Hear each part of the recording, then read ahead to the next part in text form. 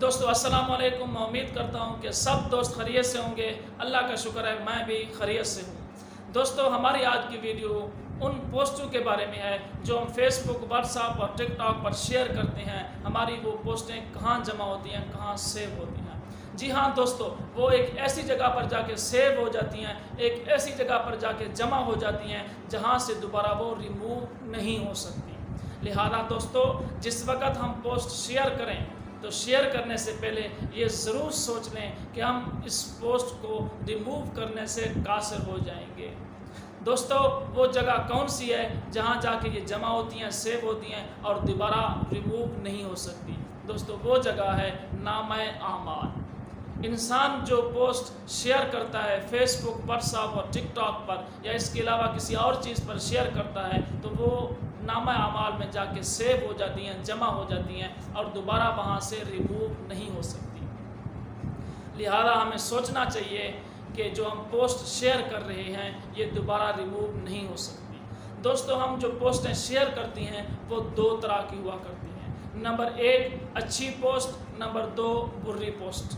جو اچھی پوسٹ ہم شیئر کرتے ہیں وہ ہمارے لیے ثواب جاریہ بنتا ہے، صدقہ جاریہ بنتا ہے، اور جو بری پوسٹیں ہوتی ہیں وہ ہمارے لیے عذاب جاریہ بنتا ہے. لہذا جس وقت ہم پوسٹ شیئر کریں، شیئر کرنے سے پہلے یہ ضرور سوچیں کہ یہ ہمارے لیے ثواب جاریہ ہے یا عذاب جاریہ ہے. اگر عذاب جاریہ ہے تو اس سے رک جائیں، اگر ثواب جاریہ ہے تو اس میں ہمیں آگے بڑھنا چاہیے.